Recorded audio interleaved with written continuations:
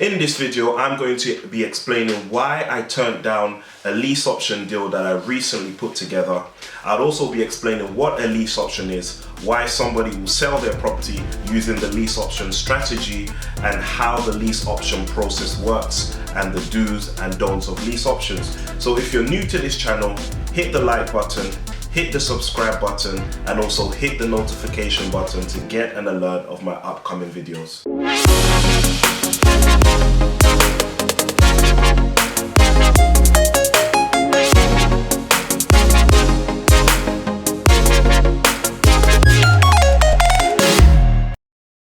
Now, for some of you watching this video, you're probably wondering what is a lease option. Now, this is a creative property investment strategy. Simply put, it's me locking down the price of a property at today's value, but purchasing the property in 3 years' time, 5 years' time, or whatever is agreed on the deal.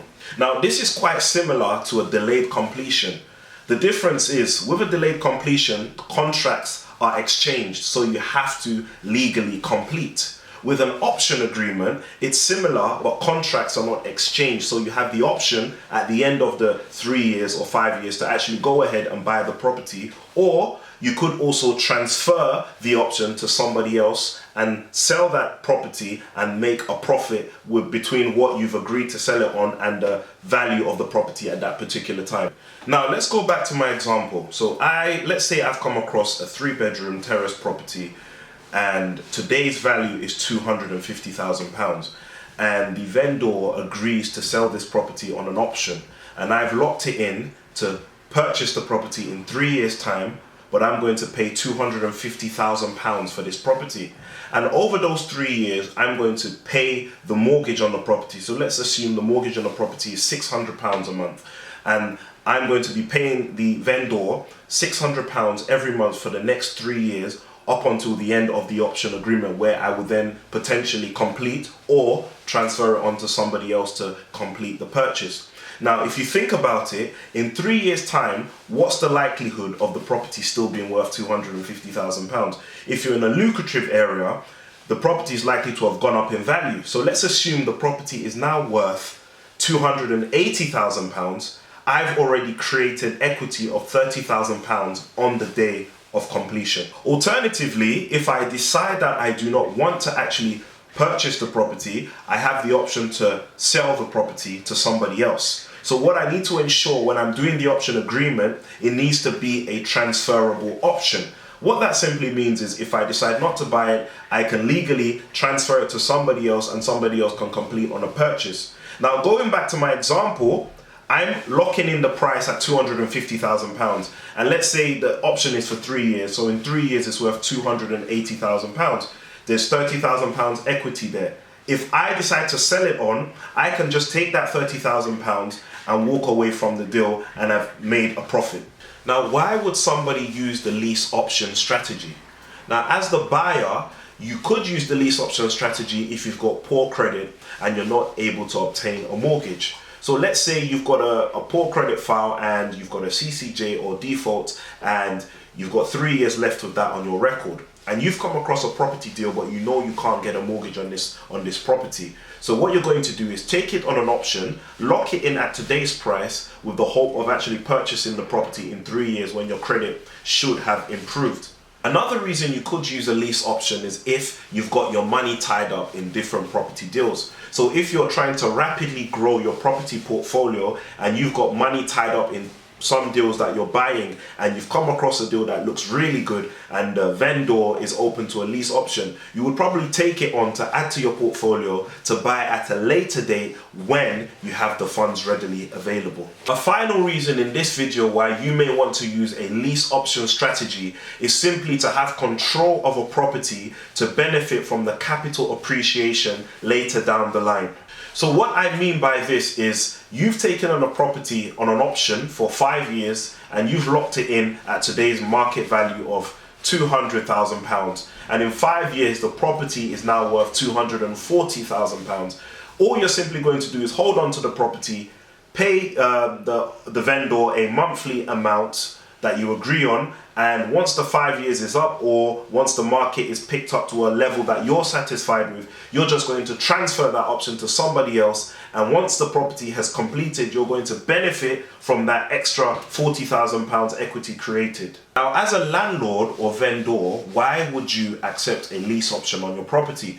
Now, there's so many reasons for this. It could be that your property's been abandoned for several years and you just don't have the time or funds to get it up to a certain standard. You could have had problems with tenants who you're unable to get out of the property for over a year, or you could be having some financial issues and you do not want the property to be repossessed and you'd rather let somebody take it on an option and pay the mortgage and avoid the property being repossessed. So now I'm going to share an example of a lease option deal that I was putting together, but I didn't actually go ahead to finish up on the agreement. So a few weeks ago, I had a gentleman walk into the office. He said that he had seen our bandit boards that says we buy houses, and he had a property that he wanted to sell as soon as possible. So as I got discussing with the gentleman, I found out that the property was a short lease flat. And if you know about short lease flats, you know they can be very profitable if done properly. So I continued discussing with the gentleman and I arranged to actually go and see the property. And yes, it needed quite a bit of work, but that wasn't the most important thing. It was the background information on the deal. I mean, looking at it face value, everything seemed good. But until you do your due diligence, you won't know if it's a deal to go ahead with or a deal to pull out of. One thing you need to do when you're taking on a lease option is get the seller to sign a letter of authority, which gives you the authority to contact the mortgage company and ask them a series of questions about the mortgage and the property. Now, if they do not sign the letter of authority, you could also ask them to make a three-way call. So they will call the mortgage company and have you on the phone as well, or you could do this in person, and they will on the phone tell the mortgage company they give you authority to ask questions about the property and the mortgage on the property. So when you're in contact with the mortgage company, there are a series of questions that you need to ask. So you need to ask them if there are any other charges on the property. You need to ask them if there are any arrears on the mortgage, on the product that the seller is currently on. And once you've gathered this information, it will be able to determine if you're going to go ahead with the deal or not. Now, in the particular deal that I'm referring to that I was about to take on, I discovered that the seller had quite a lot of arrears on the particular property. That raises a red flag. For him to be paying a £5 token payment, that means he's in some sort of debt, and this was probably arranged by a debt agency such as Step Change. What I've now discovered is that the property is currently in arrears. The mortgage payment are in arrears, so he's behind on payments, meaning that he has a debt on the property that needs to be cleared.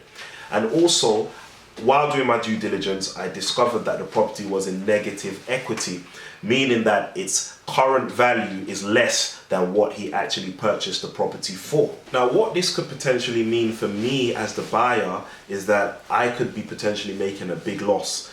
Let's assume I spend £10,000 doing up the property, and then when it comes to completion, the property is in negative equity. The bank would only allow the property to be sold for a specific amount. And this could be more than what the market value is. So therefore, I've already made a loss, I've done up the property, and I'm not going to be able to actually complete on the property. I didn't offer an option anymore, but what I did was offer a cash purchase of £100,000, which would mean that he would have to cover the rest of the debt on the property. Now, I know that's not favorable for him, but that's the only way the deal would work for me. So remember, when you're doing a lease option agreement, there's certain things that you need to have in place. The first one is a letter of authority, which is signed by the seller and is sent off to the mortgage company. Alternatively, you could physically be with the seller or on a three-way call, and you could ask the questions to the mortgage company. The second thing you need is the list of questions that you need to ask the mortgage company. And the final is the heads of terms in which you would agree on with the seller, which will be sent off to the solicitor to draft the option agreement. Now, if you'd like a free copy of the questions to ask the bank, a letter of authority, and a template heads of terms, then send me an email to the email address below and I'll send that over to you.